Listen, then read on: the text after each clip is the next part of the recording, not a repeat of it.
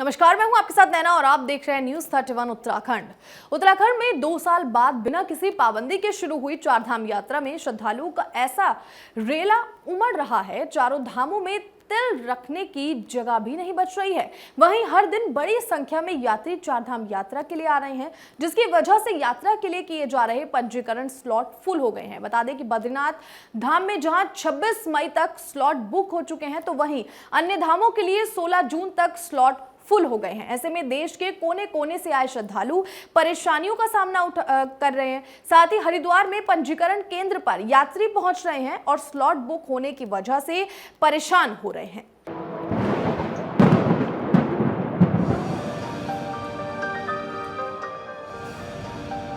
हरिद्वार जिला पर्यटन अधिकारी सुरेश यादव का कहना है कि चार धाम यात्रा में कई प्रदेशों से यात्री आ रहे हैं। वहीं इस बार सरकार ने चार धाम यात्रा के लिए निशुल्क पंजीकरण की व्यवस्था शुरू की है।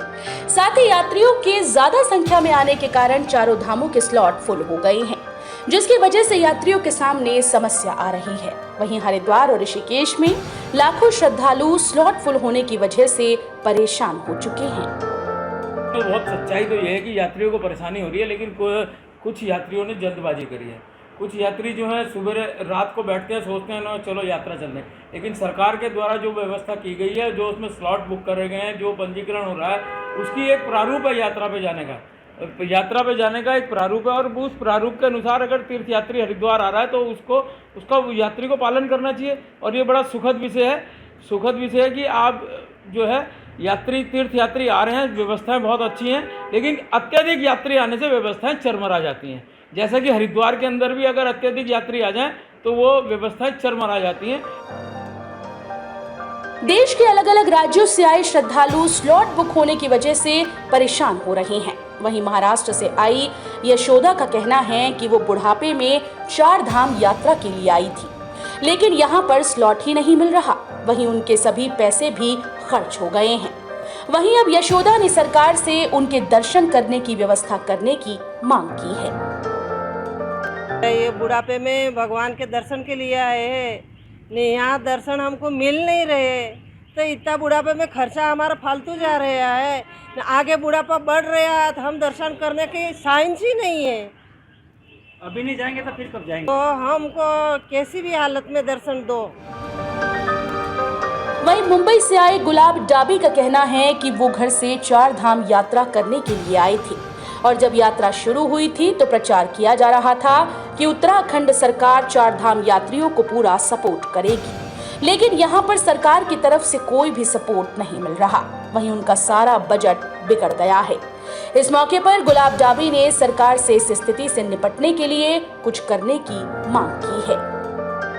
मैं मुंबई से आया हूँ और मैं बहुत शिद्दत से बाद में आया हूँ कि भाई चलो चार धाम यात्रा करेंगे। अपन लॉकडाउन खुल गए तो अब दर्शन हो सकते हैं, और मैं घर से ही ये मालूम करके निकला कि रजिस्ट्रेशन की कोई ज़रूरत नहीं है। और मैंने बहुत कुछ उत्तराखंड सरकार के बारे में सुना है कि ये यात्रियों को बहुत सपोर्ट करेंगे, सपोर्ट करते हैं, लेकिन यहाँ देख रहे हैं तो यहाँ कोई सूचना ही नहीं है। सपोर्ट तो पता नहीं क्या होगा नहीं होगा। वहीं बांदा से आए के तिवारी ने कहा कि सभी स्लॉट फुल हो चुके हैं। वहीं सरकार को पेड वैकल्पिक व्यवस्था भी करनी चाहिए, जिससे हम अपनी यात्रा पूरी कर सकें। हमको पता चला था कि वहाँ राही होटल में रजिस्ट्रेशन हो जाता है तत्काल, तो हम लोग अभी ट्रेन से उतरे तो यहाँ आए थे, यहाँ स्लॉट बुक है। अब वो कह रहे क्षेत्रीय अधिकारी है मिस्टर सुरेश यादव जी से मिल लीजिए।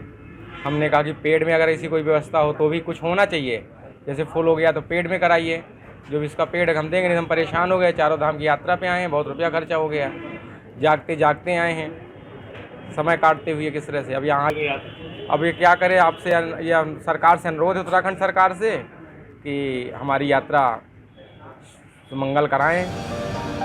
हरिद्वार में अचानक आई श्रद्धालुओं और यात्रियों की भीड़ पर यहाँ के व्यापारियों का कहना है कि यात्रा पूरे 6 महीने चलेगी, ना कि मई और जून में ही समाप्त हो जाएगी।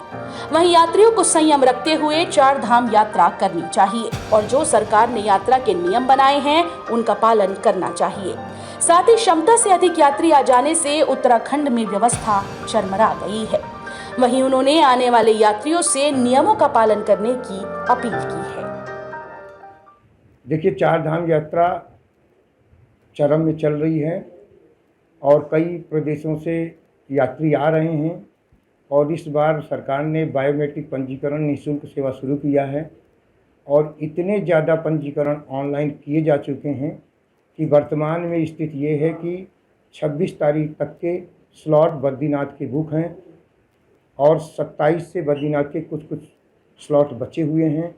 शेष जो 3 धाम हैं उनके अगर पूरे धाम का कोई जाना चाहता है तो 14 जून तक के बाद ही स्लॉट मिल रहे हैं।